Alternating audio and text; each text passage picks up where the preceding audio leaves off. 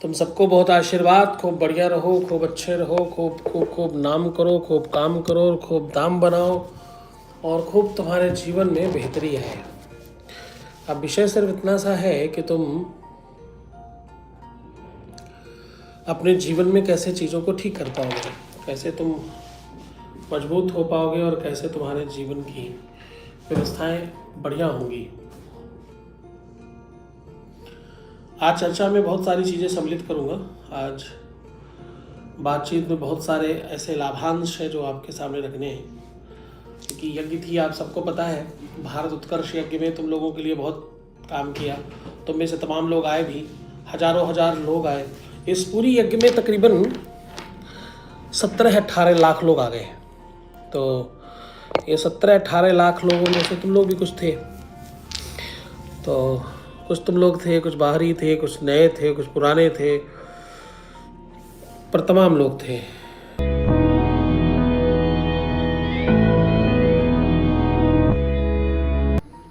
न तो रूप है, न तो रंग है, और न गुणों की कोई भी खान है।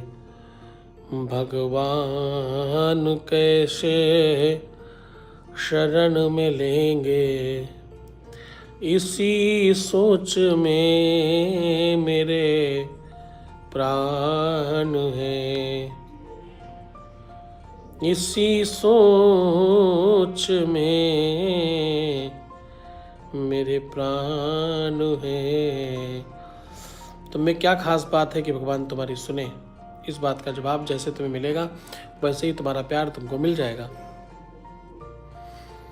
तो इसका जवाब इसी पद में लिखा है। बोले एक आसरा है तो है यही, क्या? एक आसरा है तो है यही, क्यों करेंगे मुझ पर वो कृपा नहीं। एक दीनता कहूँ बिंदु में, वो दयालुता के निधान है। मैं बहुत बचपन में, बाल्यकाल में, जब बहुत छोटा था, तो मुझे दूध का, घी का, खोए का, मक्खन का बड़ा शौक था।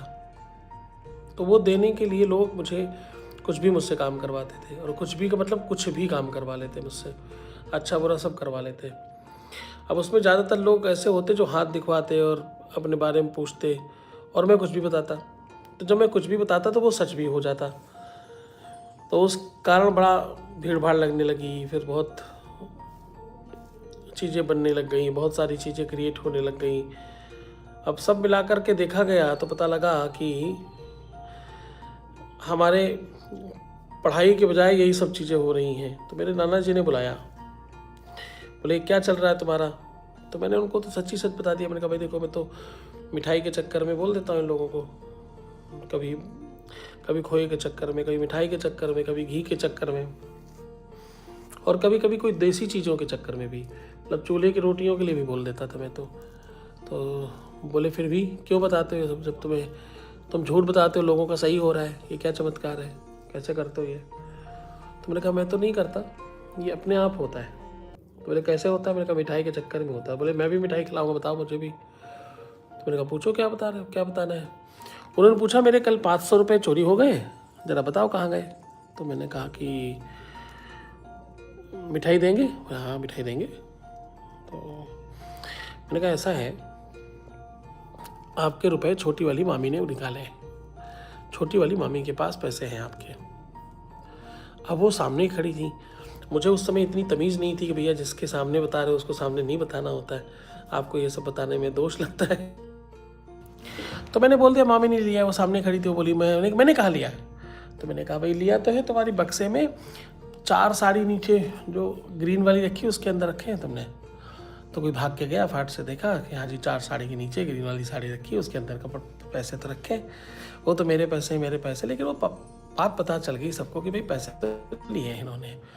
अब मेरे नाना जी को भी लगा यार ये तो चमत्कारी पुरुष है तो उन्होंने कहा कि ये सब पढ़ाई जो तुम कर रहे हो ये सब बंद करो, तुमको संस्कृत वाले में डाल देते हैं। फिर मुझे उन्होंने संस्कृत विद्यालय में डाल दिया।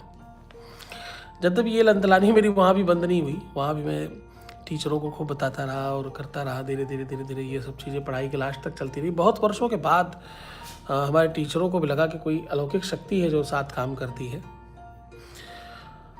फिर जाकर के दीक्षा, शिक्षा और तपस्या, साधना, उस तरफ हम लोग और आगे बढ़े। मैं बहुत बार तुमको दिखाया है, आज फिर देखो दिखा रहा हूँ। ये निशान अगर आप देख पा रहे हो, ये दोनों के दोनों जो हाथ पे निशान है, ये पिछले 5 सालों से मैं दिखा रहा हूँ। 5 साल से ज़्यादा हो गया, अभी तक निशान नहीं गया। तो तुम्हारे चक्कर में बहुत बार लोग तांत्रिक मेरे ऊपर प्रयोग करते हैं, मुझे मारना चाहते हैं, मुझे ख़त्म करना चाहते हैं, मुझे अलग करना चाहते हैं तुमसे। पर मैं तुम्हारे साथ हूँ, मैं तुम्हारे हर हाल में तुम्हारे लिए खड़ा हूँ और तुम्हें जीवन में जो चाहिए वो मैं सब दिलवा कर रहूँगा। और ख़ास तौर से बड़ी चीज़ बताने जा रहा हूँ, इसको बहुत गौर से समझना। जब तुम्हारा पार्टनर, तुम्हारा बंदा किसी और से बात कर रहा हो या तुम्हें लगने लगे कि ये किसी और से बात करता, किसी और की तरफ जा रहा है, बस उसी समय तुम्हें बुद्धिमान होने की ज़रूरत है। उस समय तुम्हें तगड़ा जानकार होने की ज़रूरत होती है, क्योंकि तुम वहाँ बहुत गलती करने लगते हो। तुम ऐसे टाइम पर क्या करते हो, पुलिसियागिरी करते हो, जासूसी करते हो और बिल्कुल पीछे पड़ जाते हो कि नहीं, जानकर रहेंगे, कैसे कर रहे हो, कहाँ जा रहे हो, क्यों गए, 2 बजे ये भी गए, 3 बजे वो भी गए, 4 बजे यहाँ से भी गया, 4-5 बजे वहाँ भी निकली। और इस तरह करते तुम क्या करते हो, इतना इरिटेट कर देते हो सामने वाले को कि वो हो सकता है अभी चोरी छुपे कर रहा था, अब वो धीरे धीरे पूरी तरह से वही करने लग जाता है और तुम छूट जाते हो पीछे। कभी भी किसी भी परिस्थिति में तुमको ये ध्यान रखना होता है कि तुम किसी को जबरदस्ती बांध कर नहीं रख सकते। तुम किसी को, पति को नहीं रख सकते, हस्बैंड को नहीं रख सकते, बांध कर रखा नहीं जा सकता। जब तुम रख पाओगे, प्यार से रख पाओगे, स्नेह से रख पाओगे, उसको अपना बनाकर रख पाओगे, उसे बांध कर रखना मुश्किल है। क्योंकि कोई भी व्यक्ति तुम्हारे पास केवल एक चीज़ के लिए नहीं आता। तुम्हारे नेचर की वजह से, तुम्हारे स्वभाव की वजह से, तुम्हारे व्यक्तित्व की वजह से, तुम्हारे व्यवहार की वजह से, तुम्हारे बातचीत के ढंग की वजह से तमाम कारण होते हैं। और वो तमाम कारण एक साथ जब काम करते हैं तब प्यार बनता है, तब जीवन में प्रेम आता है। गौरी शंकर रुद्राक्ष पहनने से मनचाहा वर भी मिलता है और शादी की लाइफ अच्छी भी रहती है। हमारे यहाँ प्रेम कवच मिलता है। प्रेम कवच का एक पैकेज है पूरा, जिसमें ये लोग नया रजिस्ट्रेशन भी करते हैं, प्रेम कवच भी देते हैं और आपके लिए पूजा भी करवाते हैं। अगर आप नए जुड़े हो तो तत्काल 8081426940 पे कॉल करो और अपना रजिस्ट्रेशन कराओ और अब तत्काल जुड़ जाओ। क्योंकि कुछ चीज़ें ऐसी हो सकती हैं जो तुम्हारे से करने से नहीं होंगी, वो हमारे यहाँ से हो पाएंगी। मैं और मेरे 4000 लोगों की टीम आपके लिए निरंतर तैयार है। लेकिन हम एक बात आपको ज़रूर कहेंगे कि हमें फ़ोन आप नॉर्मली मत करना। जब तक आप खुद सारे प्रयास करके थक नहीं जाना तब तक कॉल मत करना। कॉल तब करना जब कोई रास्ता न बचे, क्योंकि हमारे यहाँ मरीजों का नहीं, मुर्दों का इलाज होता है। जो सब जगह हार कर ख़त्म हो चुका होता है तब हम शुरू करते हैं काम करना। इस कंडीशन पर भी हम 96% की व्यवस्था में हैं। 96% सक्सेस रेट है। एक बोतल में 1/4 दूध और 75% पानी रख लो। 1/4 दूध यानी 25% दूध और 75% पानी भर लो। भरने के बाद उसी बर्तन में आपको काले तिल, जौ और चावल भरने। इसी में कुछ गुलाब की पंखुड़ियाँ डाल दो। गुलाब की पंखुड़ी इस प्रकार के डालना कि वो दिल जैसी बनी हो, छाट के डालना। 2-3 गुलाब खोलोगे तो उसमें कुछ पत्तियां मिल जाएंगी तो दिल की शेप की होंगी ऑटोमेटिकली। उन पत्तियों को डालिएगा। अब अगला काम आपको ये करना है कि गुलाब की ही कुछ पंखुड़ियों में, एक में उनका और एक में अपना नाम लिख के भी आपको उसके अंदर डालना है। जो छोटी पत्तियां वो पहले डाल दो, जो बड़ी पत्तियां हैं उनमें आप ये काम करके डाल सकते हो लिख के। पर लिखते समय आपको ध्यान रखना है कि गुलाब की पंखुड़ियों की सुंदरता और उसको रगड़ना नहीं है, बहुत प्यार से लिखना है। उसकी मखमली जो टेक्सचर है वो खत्म ना होने पाए, वो बहुत ध्यान रख के करना है आपको। अब बारी है उपाय की, तो आप भोजपत्र मंगवा लीजिए। भोजपत्र के ऊपर की ओर नंबर लिखने हैं 97, 86, 52 और 72। ये नंबर ऊपर की ओर लिख लें, लाइन खींच दें। नीचे की तरफ आपको लिखना है यम यम चिंतयते कामम। क्या? यम यम चिंतयते कामम तम तम प्राप्तनोति निश्चितम परम ऐश्वर्यमतुलम प्राप्स्यते भूतले पुमान। ये मंत्र गूगल कर लेना, मिल जाएगा। यम यम चिंतयते लिखोगे आ जाएगा। देवी कवच में अवेलेबल है, दुर्गा सप्तशती के कवच में अब ये मंत्र लिखा हुआ है। ये मंत्र भोजपत्र पर लिखें और लाइन खींचकर नीचे उसका नाम लिख दें और अपनी भाषा में कम शब्दों में लिख दें कि ये मुझे किस रूप में चाहिए, और इसको उसी बोतल में डाल दें। अब इसी बोतल में डालने के बाद इस बोतल का ढक्कन बंद करने के पहले इसके ऊपर कोई चीज रख करके आग जलाइए और इसको ठीक अपने सामने रख करके उस आग को जलने दें और अपनी प्रार्थना करें। आग जलाइए मतलब कपूर से जला सकते हो। जलते जलते प्रार्थना करिए। जलता हुआ कपूर बुझने के पहले ही इसके अंदर डाल देना, इसके अंदर डालकर बुझाना है, मतलब ऐसा हुआ, और बंद कर दीजिए। बंद करने के बाद इस बोतल को अपने पूरे अंग पर लगाइए। पूरे अंग पर मतलब सर्वांग, कोई भी अंग बाकी न रहे, और इस बोतल के और आपके बीच में कपड़ा भी ना हो। तो जैसे भी आप सुविधाजनक तरीके से कर सकते हैं। सब जगह स्पर्श करने के बाद इसे कहीं ऐसी जगह में डालें, मूलतः इसको अंधे कुएं में डाला जाता है।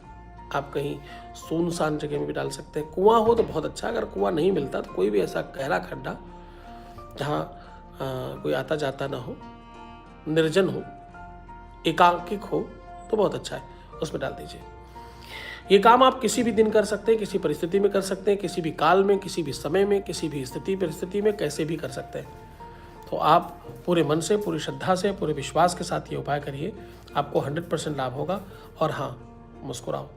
उपाय से ज़्यादा काम करता है तुम्हारा भाग्य, उपाय से ज़्यादा काम करता है तुम्हारा गुरु का आदेश, उपाय से ज़्यादा काम करता है तुम्हारे जीवन में नया अरेंजमेंट, उपाय से ज़्यादा काम करता है गुरु के प्रति तुम्हारी श्रद्धा और विश्वास। तो मुस्कुराओ। हर आधे घंटे में प्रणाम करके पानी पियो और अपना बहुत ख्याल रखो। अपने को सुंदर बनाओ, मुस्कुराओ और हर आधे घंटे में प्रणाम करके पानी पियो। अपना ख्याल रखो, मैं तुम्हारे साथ हूँ। हर हर महादेव।